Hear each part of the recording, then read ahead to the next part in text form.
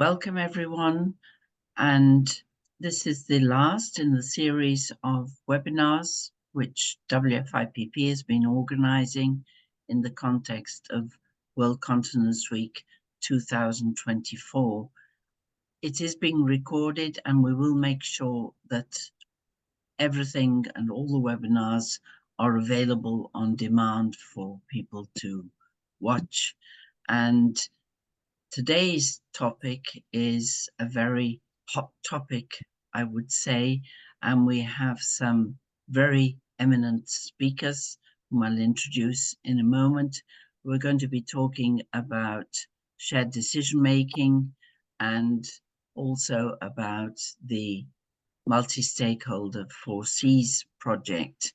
And in sort of logical sequence, we have Jim Phillips from the Centre for Empowering Patients from the UK, who's going to give us his perspective on what it means for patients. Then we'll have, I'm trying to get the right order here, we have Professor Eamon Rogers, who's chair of the EAU patient office, and he's going to be talking about the website and the patient office and include some details about the EAU talent incubator program. Then we'll have a video recording from Dr.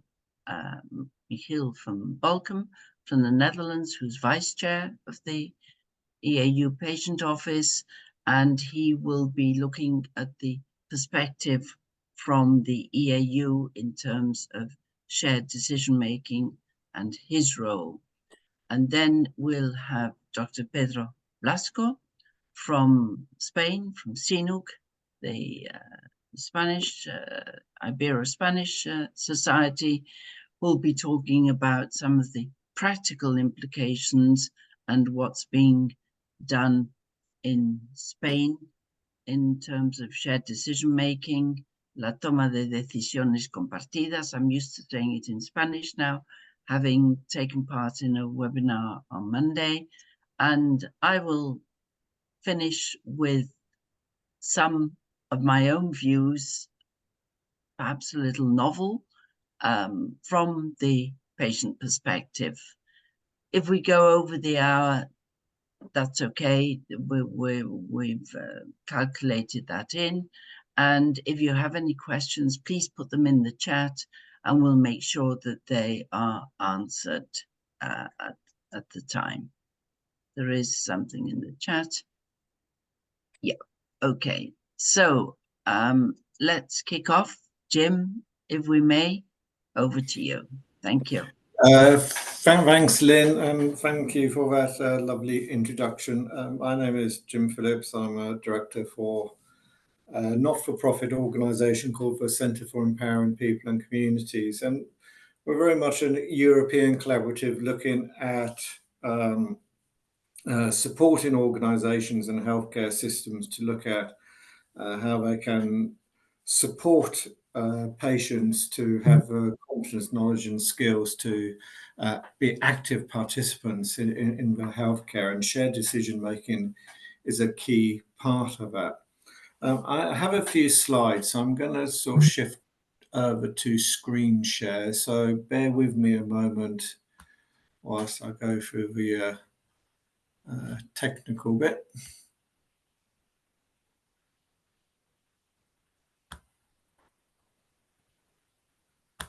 Okay, so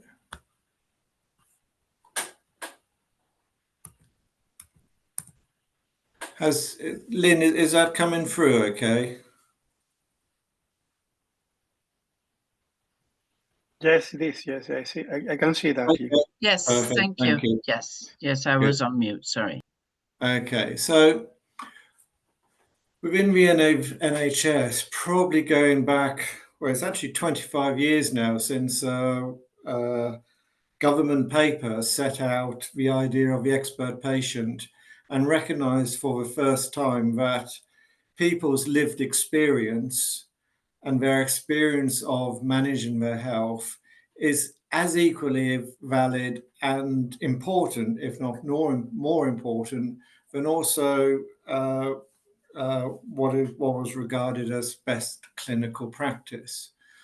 And over the last 25 years, policy in the NHS has built on this to really look at how do we shift from people often feeling powerless and overwhelmed, what is often a very complex healthcare system, a sense of being told what is wrong with you and how your health needs are going to be met and provided, to look at how do we shift to ensuring that we're working in partnership with health and care professionals and sharing decisions and sharing power and what's important to us, but also ensuring that people are actually valued as an active partner in conversations about their health and well-being as well. And this doesn't happen overnight. It doesn't happen instantly at all. There's a whole set of skills and competencies and approaches which underpin this, which I'll touch on a little bit further on. We know from research that we all have very different perspectives on the same thing, on the same situation, and that's right across life, and is also just as much in terms of healthcare as well, and treatment options and treatment priorities. This next slide is actually from breast cancer research, but I think it illustrates the point really, really well. This was a study which interviewed women around their views around their concerns and outcomes in terms of breast cancer decisions, and interviews with clinicians, people involved in their care. And as we can see, patients, which is the orange column, and clinicians, which is the blue column, there's quite often a significant difference between perception around what's important. This means that if we're not really fully aware of our biases and approaches, then this can influence those conversations with patients and therefore influence outcomes. Why is this so important? We know that high quality shared decision making leads to much better treatment outcomes, but in particular, it also leads to a significant reduction in what we call treatment regret. So after surgery, after treatment, you know, a number of people who turn around and say, if I'd have known what I know now, I'd have made a different decision back then. If I'd have known what I know now, I'd have made different choices around lifestyle and other areas as well. Yeah. And we know that quite often, unfortunately, well, there's a bit of background noise there. You know, what clinicians say and what people actually hear are often very different. And we got a bit of background noise, so someone could mute, please. Can you mute? Thank you. So what's important to the individual may not always be clinical, as I was saying, may not necessarily be the same as the clinician's top priority. So we know that what interplays within decisions are both social, psychological and emotional, as well as biological as well. And in terms of being able to adhere to treatment regimes and everything else, comes into play the person's capability, i.e. their knowledge, their skills, but also their opportunity as well. If we're having to follow a particular diet or take on board an exercise regime or other areas to improve our health, that might not be always possible. We might live in social situations where it's just not possible to access high quality food. We might not have a financial means to access the latest treatments or the latest drugs and this sort of thing. So there's a whole range of factors which come into making decisions about treatments. So shared decision making is evidence-based healthcare tailored to the individual's personal circumstances, capabilities, abilities, and opportunities to manage their health. And what it does is it brings together the clinician's knowledge of the options available, the benefits of a particular course of actions, the harms, the consequences, and the treatment burden this is going to potentially cause as well. And within those options, the option of doing nothing at all is given as equal weight as what is considered the optimal clinical pathway. And for the patient, we bring into this conversation my own circumstances, my values, what's important to me, my own preferences, what are my key goals, what do I still want to be able to do, what's most important to me in my life. Is it to be able to carry on working? Is it my ability to interact with my family, with young children or older children or grandchildren? Is it my ability to carry on a hobby or a sport I particularly love? You know, what are my preferences? What outcomes do I want? And what am I willing to accept to achieve those outcomes?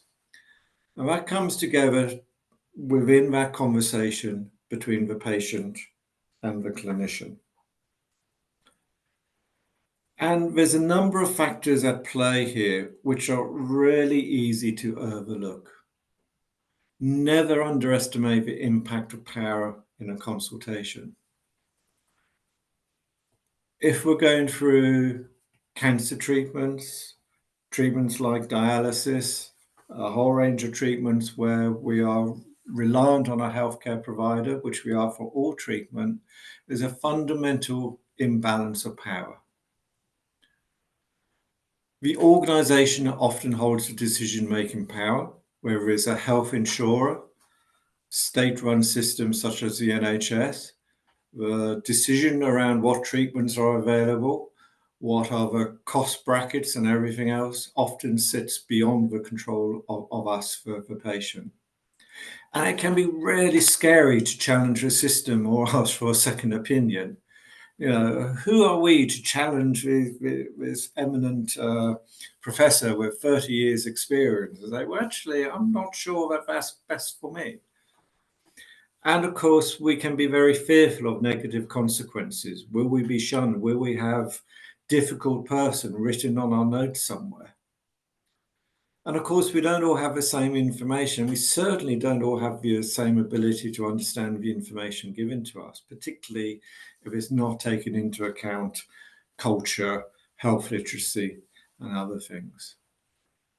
And this means that high quality shared decision making takes time because it does rely on building trust and does rely on building reciprocal relationships to get complex information over. So to enable this to happen, there's three core areas that we really need to pay attention to. One, the system itself needs to be able to support these processes. So these are issues like, is the appointment time actually long enough for what's being asked? Has a person had various test results and things in time and information in time so they can talk to family members, talk to other people, form a view, and not being put on the spot around making a decision there and then? Our clinicians need to have the right skills to facilitate that conversation as well. These are more than your standard consultation skills. But likewise, we, the public, need to be prepared for that conversation. We need to know what's coming up. We need to know what we're likely to be asked to make a decision on. We need the information in a way we can understand it. We might need support in improving our health literacy. and access various other things as well to be able to sort of follow through on treatment decisions and things. So we need to think about all of these things if this is going to be an equal relationship and everyone is going to be fully engaged. So we've got some core underpinning skills which we promote. And we've been doing this a lot in the NHS and other systems, and we're seeing huge benefit from this. And that is ensuring that clinicians are trained in health coaching.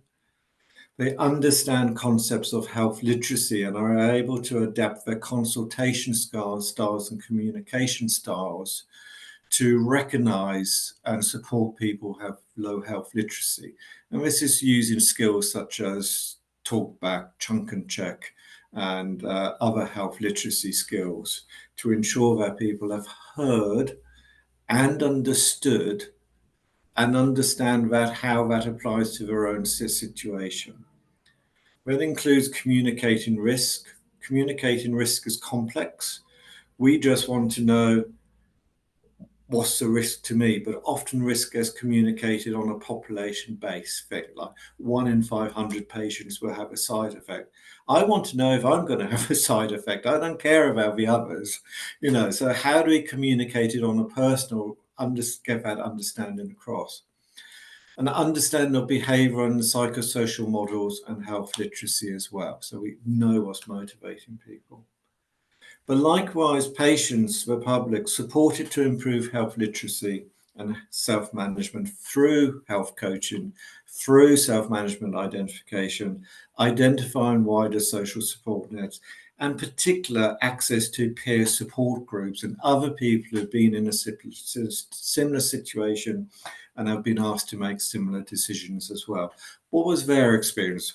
What was it like for someone like me? And having that validated through peer support is absolutely essential as well. So to support all of this, what we've done in the NHS, we set up the Personalised Care Institute about 4 years ago, specifically to set out the core capabilities, models and approaches, and the core components which support things like shared decision-making, personalised care and support planning, supported self-management, and really looking at how we work in a holistic way which recognises the whole person. And what we developed was a whole range of e-learning. It's free to access across this whole thing. Some of it's interactive as well. So please have a look at that. It's a fantastic resource. And on the last slide, there's a link to the Personalised Care Institute, my own organisation. And also have a look at the NHS England personalised care sites as well. So in a nutshell, shared decision-making doesn't happen in a vacuum. We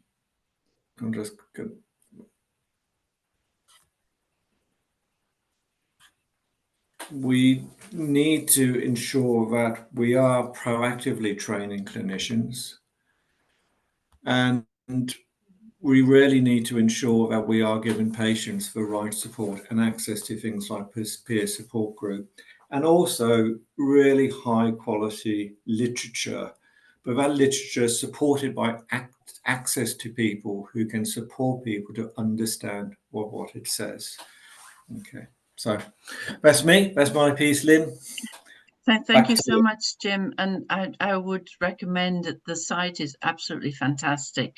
There's such a lot of information there, and as you say, freely accessible. So I would recommend people to take a look. Without any more ado, we're going to move to Professor Eamon Rogers, Chair of the Patient Office.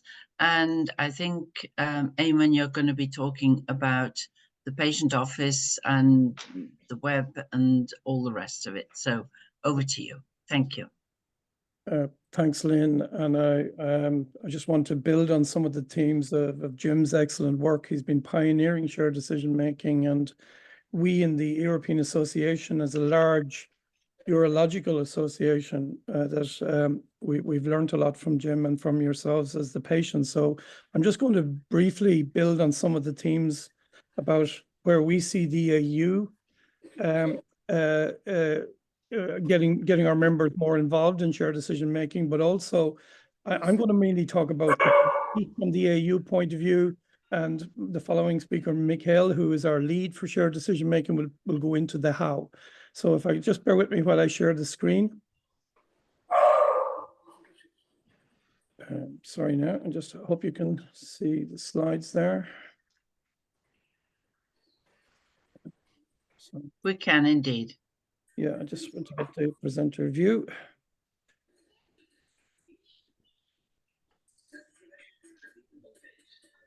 Okay, is that visible? Everybody can see that, I hope? Yes.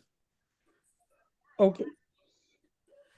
So first of all, I want to thank Lynn for pioneering the concept of the 4 C's, commitment to collaboration and continence care. And we in the EAU are a proud member of this collaboration and commitment.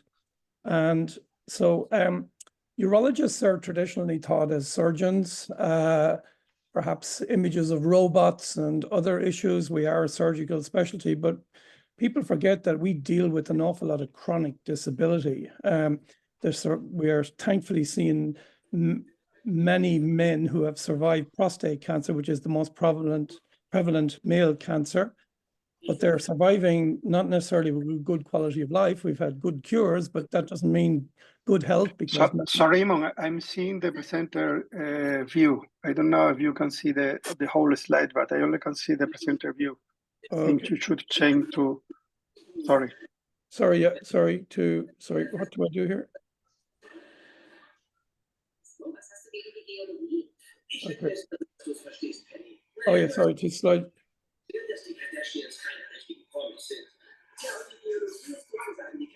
Is that better? Sorry, is that better? No. No? I don't know, not for me, don't know for them, but anyway, perhaps it's my laptop, I don't know. Lynn, can you see my slides? Sorry. I can see half of it. Yes, that's me. Okay.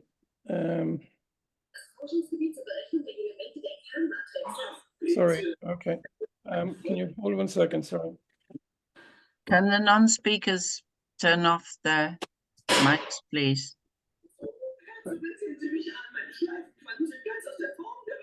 What am I doing wrong here? Sorry, I'm just technically looking at this. They can't see my slides. Yeah, it's in presenter view. It was Are you presenting? Yeah, but I wasn't. You can't. Sorry now. Perhaps Lynn, go on to the next speaker. I'm so sorry. I just seem to have some gremlins here. Apologies. I'll try and get it right. Don't worry. Yeah. We've got time. No idea. Don't worry, we can put it, Michael videos, you want, Lynn? What's going on? Yeah. Should we move to Michael's video first? Is that a good idea?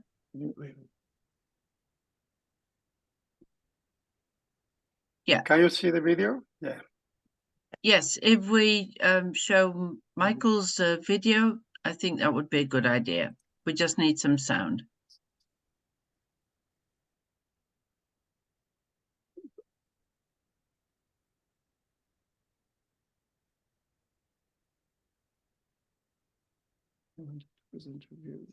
We need some sound on it. Okay, sorry. And go back. Yes. Need to know how to do that. No, but it was like it was flipped. So were you using this? Was it in this view or did Yeah, yes, but I did share a portion of the screen. Then I went into share, then I went into presenter view. Should I have been in presenter view to begin with?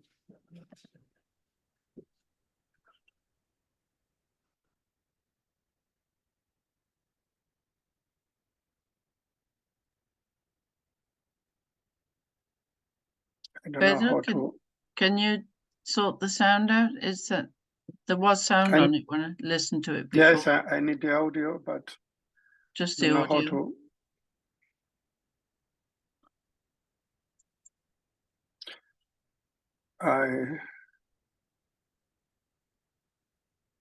I need to check it. I don't know how to do it. I need a minute to check how to do that. Sorry.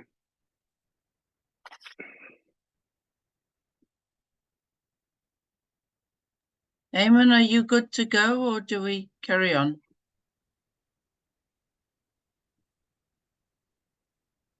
That's better. I hope.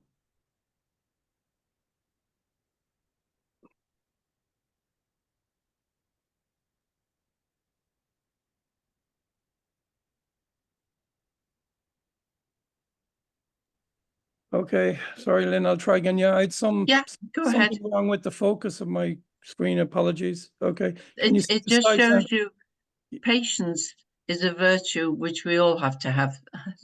Yeah, I Don't worry. I hope you can you see that We slide can now? see it now. Yeah, Yes, better. thank you. Okay, Yes, right, thanks. go ahead. Okay, so okay, well, I'm as I mentioned, urologists deal with a lot of chronic disability, and one of the commonest causes of chronic disability across a lot of diseases is urinary incontinence. And the Urge to Act instituted by the EAU, which looked at projected the cost of urinary incontinence is going to become one of the most prevalent conditions and one of the most costly for health care systems in the next 20, 30 years. And the good news is, of course, that's because we're living longer. But this is a really very important that we, sharing the 4Cs philosophy with patients as stakeholders, we must be ready to deal with this because it's going to become hugely an issue. I'll skip the next slide now. So when we talk about shared decision making, people talk about it as if it's a recent phenomenon, but Hippocrates, that genius, made a statement that it is far more important to know what person the disease has than what disease the person has. That was over 2,500 years ago. So in other words, Hippocrates was advising clinicians to look at the whole person, which of course is the right and proper way to deal with any patient. So the question now that urologists should ask is, what is the matter with the patient, but what matters to the patient? And Jim has touched on some of these diseases. And the legal system is now beginning to recognize the importance of, involving the patient. In the United Kingdom, Supreme Court, a doctor is under a duty to provide whatever information she should be aware of that matters to the individual patient. In other words, it's not just come in and deal with urinary incontinence. For example, here's a tablet and that's the end of it. You've got to try and judge the impact of the incontinence on the day-to-day life of the poor patient who is suffering from this. Because not every patient wants a tablet. Some patients may be happy just to get advice, but the patient should have the right to know their options. And one would imagine that this is intuitive, that this makes sense. Why on earth are we only talking about this now? Well, as Jim pointed out, it's not due to lack of concern or empathy, but the healthcare systems we work in really do not provide sufficient platforms or time to engage a patient properly on this front. And this is something in the AU we have to challenge. And this is one of the 4Cs issues in terms of policy that we have to create awareness. And Jim has been pioneering this in the UK and the NHS. But the first question is in the EU is, well, shared decision making is a tremendous concept. Does it make a difference? Well, in short, it does. There is now evidence that if you involve the patient in the process of sharing decisions, and I'll touch on how that's done briefly, Michael will go into it in more detail, that the diagnoses are more accurate, the satisfaction of the patient is higher, the patient has better outcomes, they adhere better to medical advice, and their self-management of the condition is improved because, of course, they're educated. But it's an active process, as Jim says. They're a partner in this, not a passive entity from which care is given.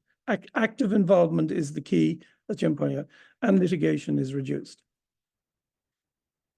So you've got to approach our patients individually. They are different.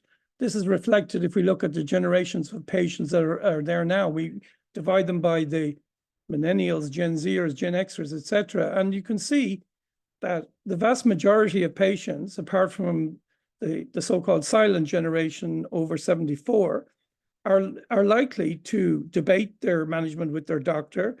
And whereas younger groups of patients, and millennials are the biggest cohort, are certainly going to look up everything digitally and check the internet. And also they're going to communicate with each other on social media as to how we should manage the care. And that is something that we in urology have to be aware of and to deal with and to embrace being the word. So shared decision-making is, it involves choosing tests and treatments together with the patient based critically on the correct evidence. It cannot be something that's there has to be what we call evidence-based guidelines. You must base your treatments on proven evidence. That's key. Only then can the patient trust what they're being told. And then you must portray that advice or give that advice and put it to the patient. Does this agree with you?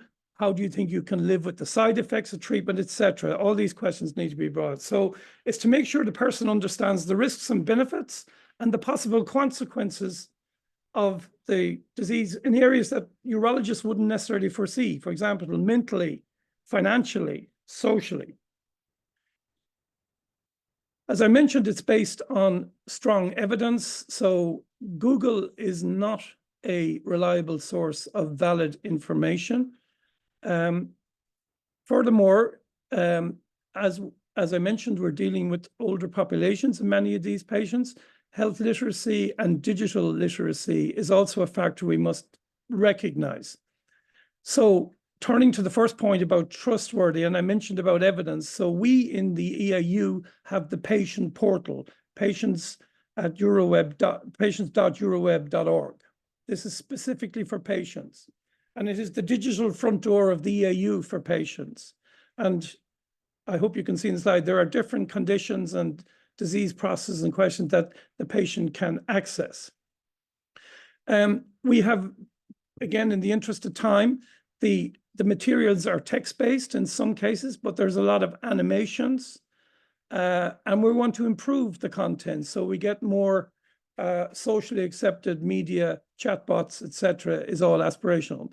But it is always in lay language and now increasingly translated into many European languages, because the first base of patient communication is you must speak their language. But it is popular. This is our animations, and you will see an animation there on overactive bladder. I mentioned that we've had now nearly 14 million hits on YouTube for our animations, so we're getting something right. But interestingly, it's not just patients that look at the animations, but urologists use animations to share decisions with their patients.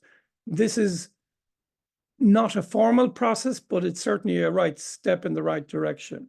We also have QR codes where the family of elderly people, these are now more widely available in urology clinics, whereas the sons and daughters of maybe stakeholders who are not digitally savvy can press on a QR code and then share the information with their loved ones at their leisure at home.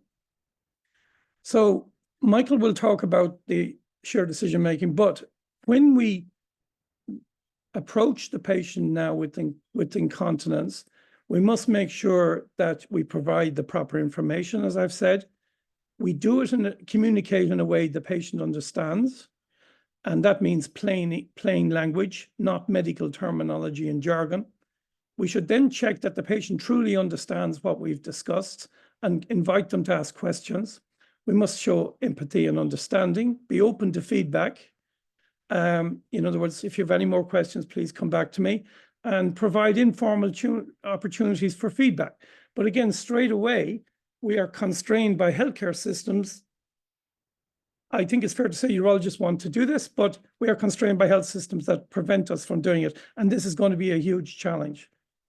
So time is going to be a challenge.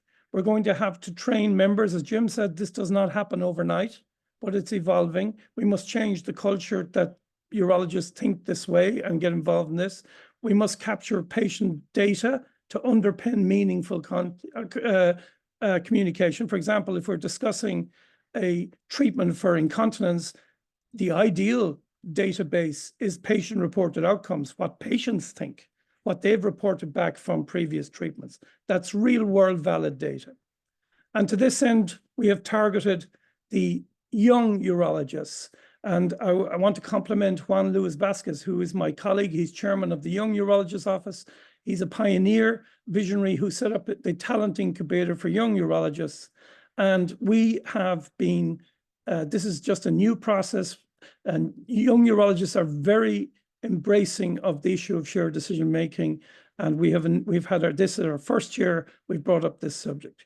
So I'll conclude there in the interest of time, and thank you, and sorry for the gremlins again. Thank you. Thank you very much, Eamon. I think what you've been saying is shared by all of us. Now we're going to move, in the interest of time, to the recording. Dr. Michiel van Balken couldn't be present today because he has clinic duties, but if we can show his recording, that would be great. Thank you.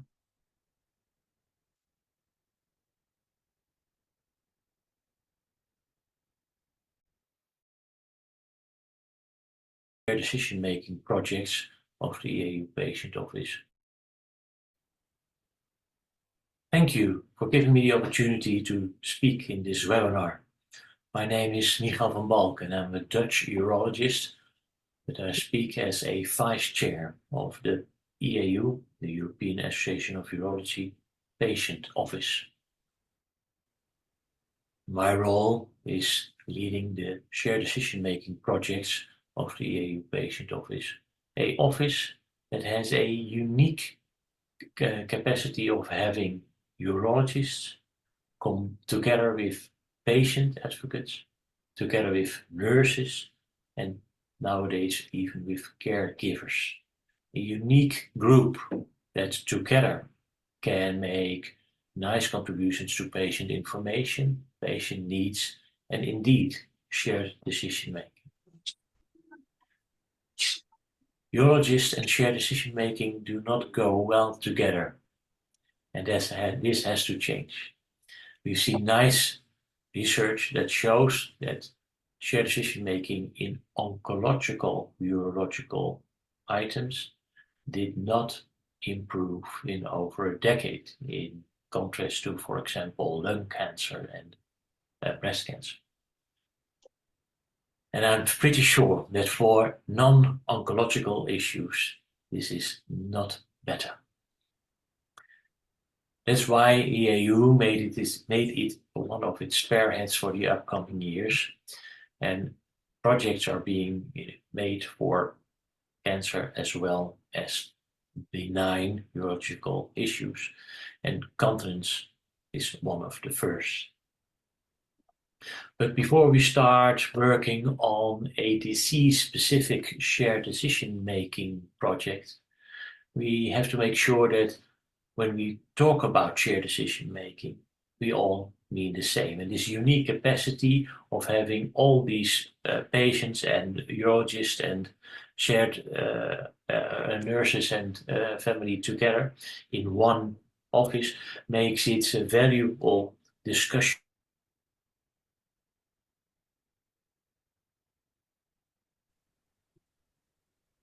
We had a nice consensus meeting. We made a nice shared decision-making animation, all on what we feel are important items of shared decision-making. And there are several elements. One of these elements is that you really have to choose between things. And that does not only mean that there are several therapies that are all almost the same, but there are slightly differences.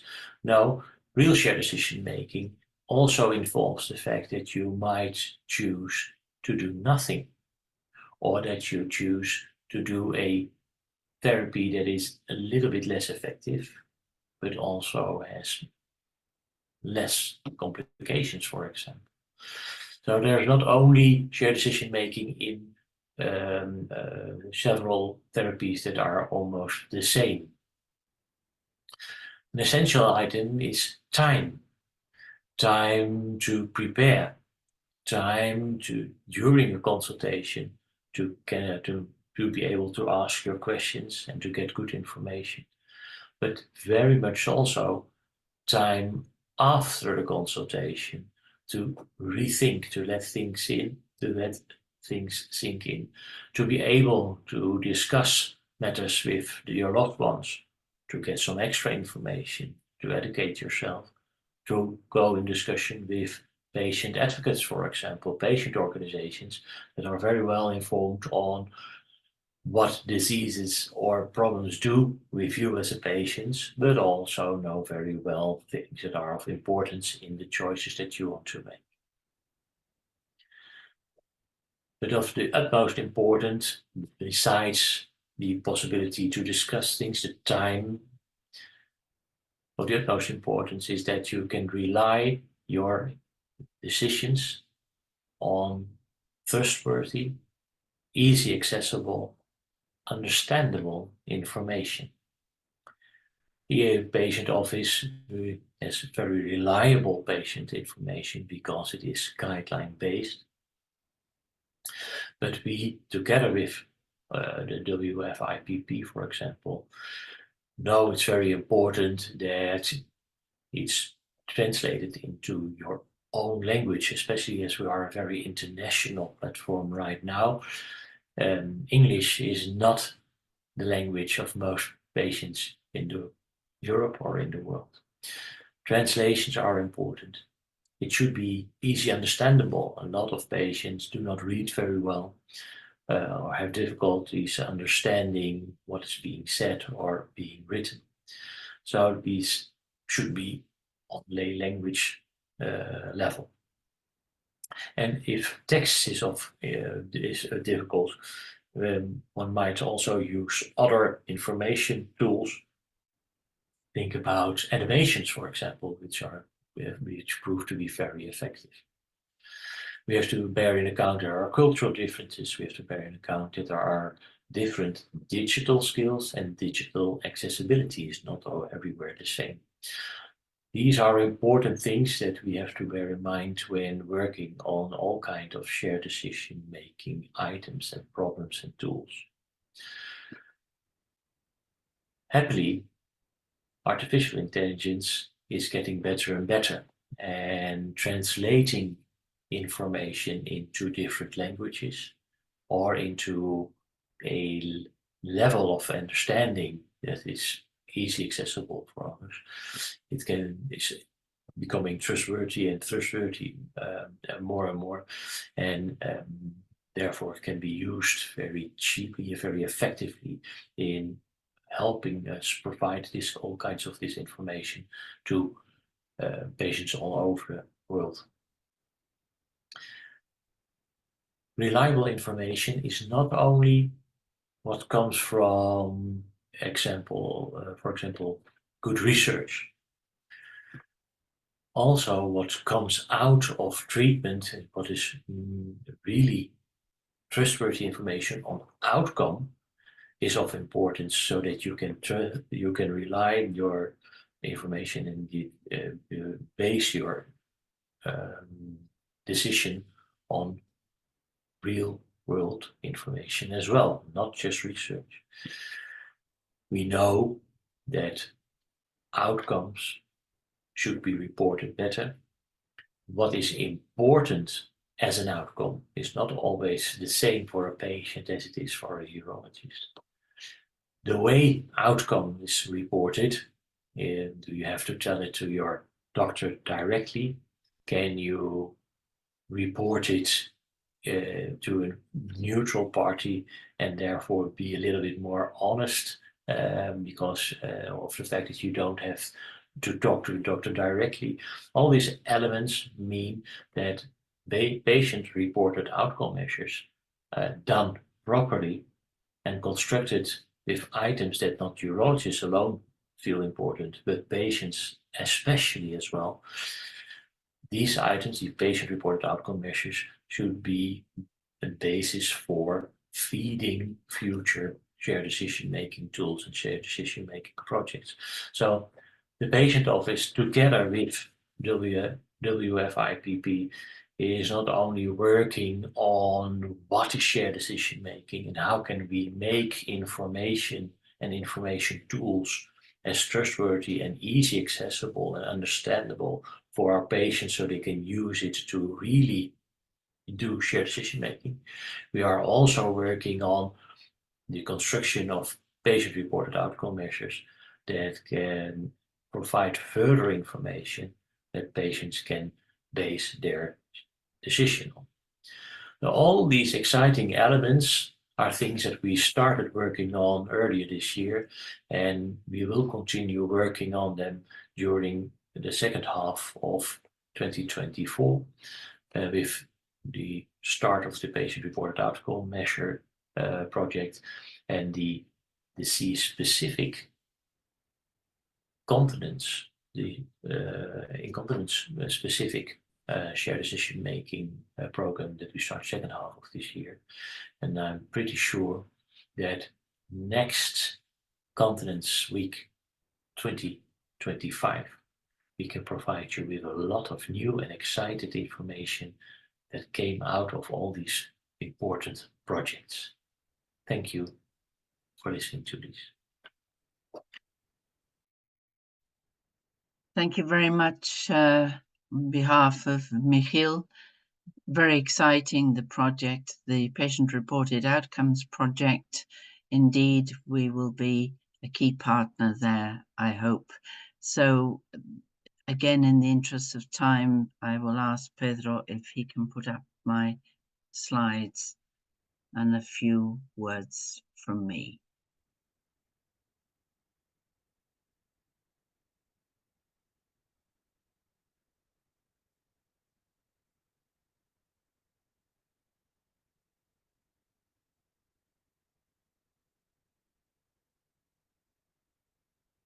Yes.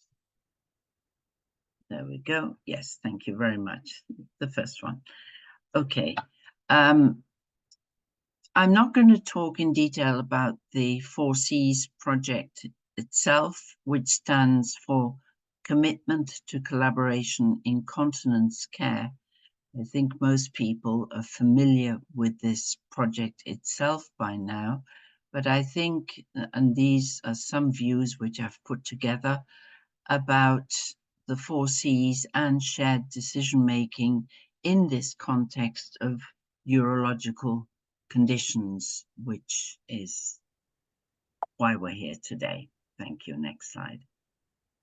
So a little bit of my own perspective here, which I wanted to share with you. And at the top, you see the logos of the various scientific societies and the WFIPP. What is important is that we collaborate. That's the key word, that we work together for the outcomes that have been discussed already by the other speakers. And this is where we need to be. That is, let's say, the next stage of the collaboration. Next slide. So we've talked a little bit about patients and why shared decision-making is so important. Well, the main reason is not only to include the patients, as Jim has been saying at the outset, but to bridge the gaps. There are many, many gaps, and it's our role also as patient advocates and patient experts to ensure that those gaps are minimized as far as possible. And the best way to do that is to ensure that the doctor-patient relationship, and I use doctor in the broader sense of the word with allied professionals as well, actually fits the bill, that we do what is necessary to minimize those gaps. Next slide. What are the challenges? Well, of course, we're all talking about these wonderful terms, patient-centered medicine, value-based healthcare, PROMs, PREMs, an array of terms, but the challenges are there. One of the main challenges, as I say, is, and Michiel's just touched on it now, we're moving into a different era. We have digital tools, we have AI. We shouldn't be afraid of AI. We should use it as a tool, as an aid. And whether we're using videos, podcasts, or whatever it is, use all the means available to enhance that doctor-patient relationship. Information, reliable information, as you've been saying, is key. We can't rely on a doctor Google. Thank you, Eamon, for that wonderful slide showing all the generations. I'm not going to tell you which one I belong to, but I think it's pretty obvious which one that is. But times are moving, and the asks, the demands are changing. And I think one way is to involve patients. And patient engagement is not necessarily patient empowerment. We have to align the two and be very careful of not using these terms too loosely. We need to make sure that we use the terms correctly. And there's also the onus on the patient or the caregiver or the family, the self-management aspects. Not all responsibility can be placed on the healthcare provider. We have a duty also to be in charge and own our own health and seek ways of having to do that. So manage the expectations, the health outcomes. Next slide. The essence of the 4 C's, as I say, I'm not going to go into the detail, but the objectives are literally to break down these barriers and develop novel approaches to healthcare. Times are changing. I mean, we see enough on the political scenarios, what's transpiring, what's going on in the world, what's going on at EU level with the new parliament, where we know healthcare is really being, how should I say, taxed in the extreme financially as to what the new implications are for the new parliament. And I did have a little bit of inside information the other day, and it's not brilliant, let's put it that way. So we have to lobby even harder, and together with our partners here, with the EAU, the ICS, the CNUG, we have to see how we break down those barriers, and shared decision making and the aids and the tools are one way of doing that. And what we need for that, it's not going to be done in a day. We need patience. So patients need patience, doctors need patience. But together, I think this labyrinth there is out there, we have to simplify what is out there and provide the necessary tools. Next slide.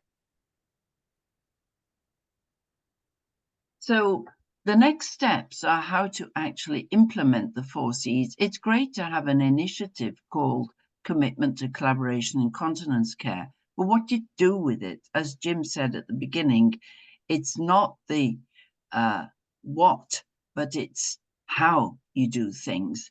And this is the challenge. This is where we have to develop those relationships between the patients and the professionals.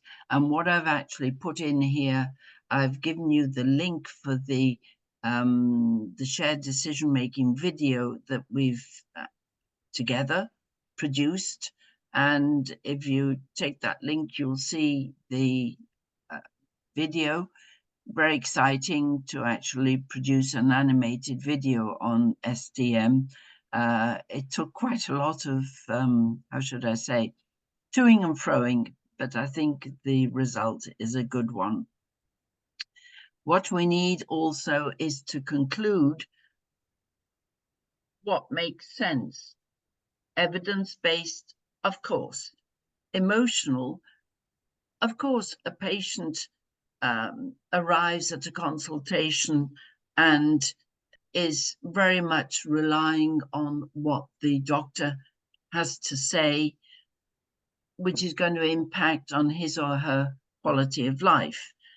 And these are issues which we talk about them, but it's now the reality and the time constraints. As you say, Michiel said, how much time do you have available for this? But these are all challenges that we have to address. Next slide. So we'll have to reach a conclusion together. I'm sorry about the images. I didn't have much time to produce very nice images. Pedro's very good at doing that. But anyway, the idea is that we have to, three terms: the intellectual, the evidence-based, the emotional, the impact on quality of life. There's no use living years longer. Yeah, okay, fine. But how are you going to live those years longer? That, I think, is key. You don't want to live longer if you're going to end up as a vegetable, to put it extremely crudely. And I think this notion of listening, explaining, and above all, communicating and communicating skills, they have to be learnt, and they're not learnt in a day. And I think at medical schools, there should be a lot more focus and attention, and even before that, placed on this aspect of communication skills. Next slide. So the solutions, yeah, the 4 C's combined with shared decision-making, yes, and also the urge to act campaign, which Eamon touched on, and which, if you look at it, shows the stark figures which are there for everyone to see, the financial burden of incontinence and what needs to be done, especially if we're looking at future health trends. We have to do an about term in health policies. That's clear. We all know that. But how do we do that? Well, first of all, we have to bring in all the stakeholders and do it together.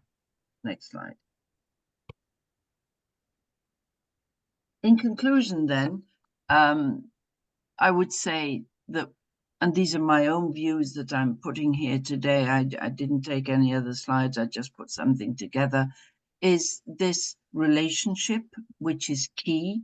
We have to build on that. We have to build on these various initiatives and make sure that they actually become a reality, that we don't just talk about these issues, because the talking's very nice, but what happens at the end of the day? And one of the things that we've done at WFIPP, thanks to Medtronic, who was the main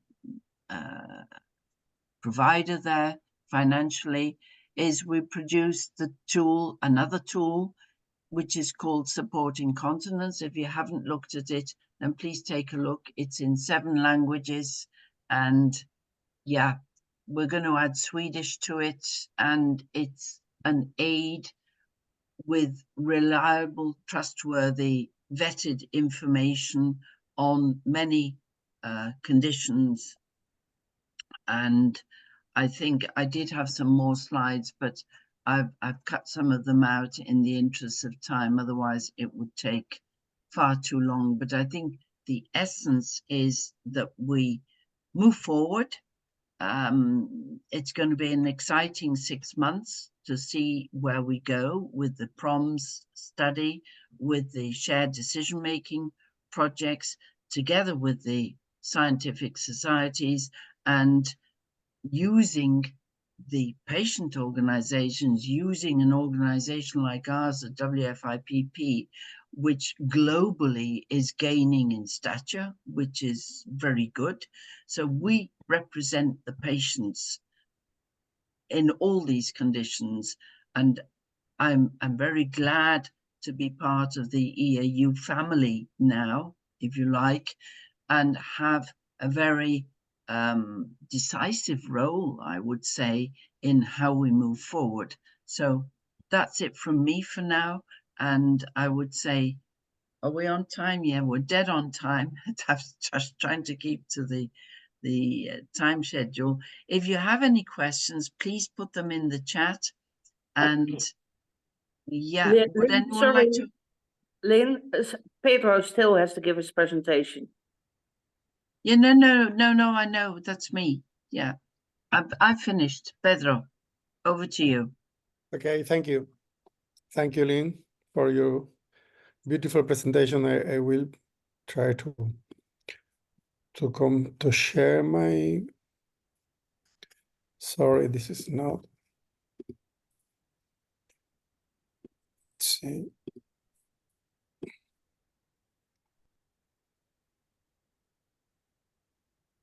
This is yours.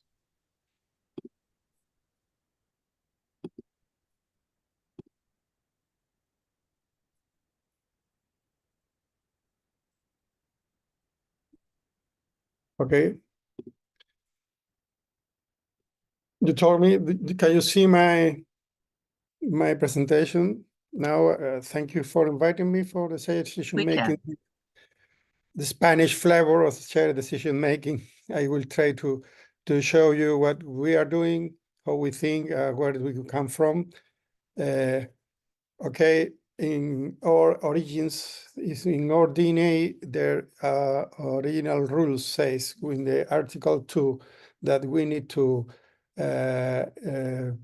move forward in order to what Article 3, sorry, to support all the scientific societies, of course, patients associations and patients with problems, even in the way of working with to improve the use of resources and even the construction around the patients, because our origin are neurological patients. So this is from year 78, if I remind, okay. This is the original. Well, we have two important positions, high quality education and social role of SINUG. So talking about shared decision making, we have our presential course and meetings. This year, we performed four sessions of the same course. We repeated it in Seville, Barcelona, Madrid, and Vigo. And we included, is for us, is so important, the shared decision making, that we included this at the same level that STU, LUTS, female incontinence, male incontinence treatment, pain, and every other topics. One of them was shared decision making for general urologists, gynecologists, physical doctors, and physiotherapists and nurses. Here it is. This is the Spanish. In the Spanish, toma de decisiones compartidas. And as you probably know, in Madrid, we will be able to develop the ICS. And we will have, and we're working with ICS because we're affiliated to ICS. It's very important for us to have an open door session before the meeting with patients and professionals all together. We are preparing it. We don't have the program yet, but following our way of thinking, these are all of education programs in Spanish. And one of them is about what is called soft skills. But as said with ICS, following all this way of thinking, every year we had a meeting with patients in all our meetings. You see here in the left of first workshop with patients, you see Carmen, Alicia, and me with Pepe is one of my patients. We work together. She's working now with us in our as community manager in Twitter. And you see on the right, the last one, every year we had in Valencia, you see Imon, Alicia, Carmen, me, and all the people from other, we got up to 4 patient association because we think we should open the arms to everyone. So it's in our DNA working with patients, we all together, professional and patients. Now we are working online in similar way, in our way, with verified information, reliable information in Sinuk, what we call Sinuk Pacientes this year. We have presented during this week all infographies about our active bladder treatment, LUTs, and so on, with our QR code in order to access to them.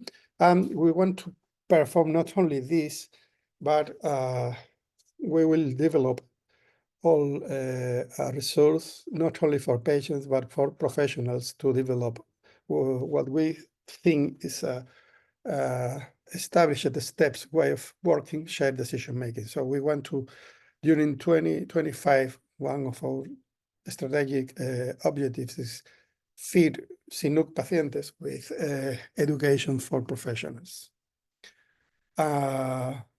We have a role as society with publication. We will have another paper. We have in the oven another paper about way of working with the new way of humanism in urogynecology, and of course decision making, and of course our role as society leads us to begin to work with committed to collaboration continence care, what we call 4Cs. If we go in 4Cs, we took this agreement in providing the promote education and shared decision-making, improve access to trusted information about continence issues, and embed principle of patient-centered care within continence care organizations. So locally, this, if we are, I will show what we did locally. Sorry, this is this year, past year in November, we're in Panama. We presented 4Cs in Panama. Well, I must say probably this was really interested for the ALAP. This is the Latin American Pelvic Floor Association. A very big society there, in a very powerful society there in South America. Probably they are in this moment, they are in a different moment that we are, but of course they are open to this kind of work because we have presentation of prompts and presenting 4Cs. Locally, the Spanish, or what we do in our hospital, okay, we have a tradition of working with patients, with special patients of our patients. We had that is Spanish articles, because as Mikael said, we need, or Eamon, sorry, so we need a space for working and living with our patients. So from more than 10 years ago, the patients, the cardiology service of our hospital with patients who had a heart attack, they were in rehabilitation, so they performed the first patient school, and the hospital then have another one with diabetes, children, and we are now working with incontinence as well, and even in breast cancer, with breast cancer, and they are performing the Santiago's way together, professionals and patients, what's the best way of sharing and confidence and creating a link between patients associations and we professionals working with them. In urology, we are adapting education and giving education an ICOM standard in our service, and development of ICOM standards for localized and advanced prostatic cancer and overactive bladder. We are finding some problems with these situations in order to adapt our digital tools that we are using, because it's quite difficult to include them, but we are working in it. Next week, we will have all the head of services of our hospital. This is new. We'll have a meeting the whole morning in a meeting about value-based healthcare and how to improve that in our area. We are developing our patient school for locally prostate cancer patients and shared decision-making in complex oncology patients. We are working together. This is quite different from how it is done in the rest of Spain. We are working together, oncology, radiotherapists, and urologists. And now we are implementing or improving what is shared decision-making for complex oncology cases. And this is the result of work done almost 10 years ago with general practitioners, as you can see. And this is very important because we are talking about prompts and we are talking about how to get results or outcomes in order to take decisions. And only to share to you, here you see after 4 years, a single center received 111 patients. And as you see here, practically all the patients received the ACQSF and all the prompts. They could be treated at the beginning as first-line treatments, and we only received 10 patients on that center in 4 years. This is, it was a pilot study. We couldn't go ahead with this, but this was really exciting for us to discover in 2015 that this would be a good way of working. So, and you ask, what about shared decision making? Shared decision making must be in our hospital, in our area. We think shared decision making must be included as a mandatory learning for new people working with us. We are trying to create an environment of ICOM outcomes. We are now working with this objective to make people know that prompts are the future, not only to treat our patients, but that will be the way of manage our institution. Prompts will be the way will be paid for in the future. So we are convinced, I'm convinced about that. And now we are beginning to work with prompts, not only in the way of clinical assistance, but in the way of management. For example, we have included this is the first year we included in our hospital the objective for urology that the surgery team must introduce themselves before the surgery to all the patients. This can appear to be a nonsense, but we usually don't do.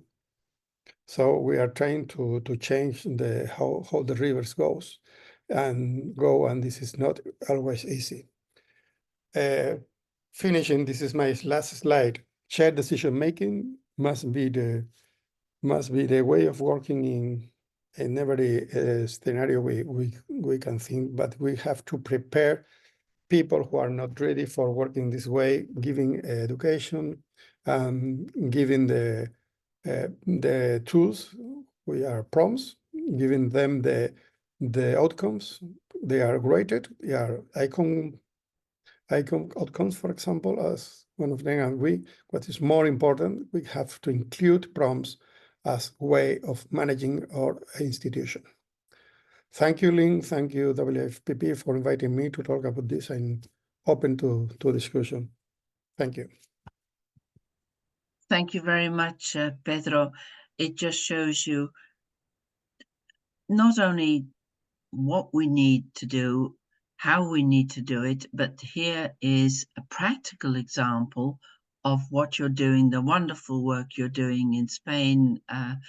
There's a Dutch saying, I'm not quite sure how to say it in other, pet you off, take your hat off, is what they say here in the Netherlands when there's something good, it's a good outcome. And I think it's something which today we've really highlighted the need for shared decision making, for prompts, for the involvement of all the various stakeholders involved, and with the ultimate goal, of course, is improving the quality of healthcare and the quality of life of patients, and also a satisfactory working environment for the healthcare professionals. So there's so many things that come into it. I don't know if Eamon, would you like to come in, and Jim, just for the last couple of minutes? I know we've run over time, but it doesn't matter. Sure. Lynn, just to say congratulations on hosting this. Again, I apologize for some of the technical gremlins, but this is really important.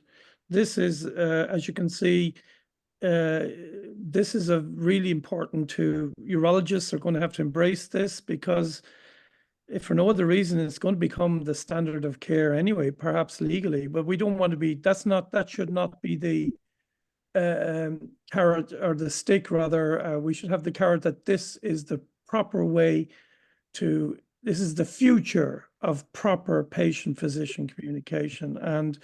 And as you know, the EAU are specifically targeting urinary incontinence as one of the areas for this. So I look forward to working with you, and thank you for the opportunity to speak. Thank you. Jim, perhaps?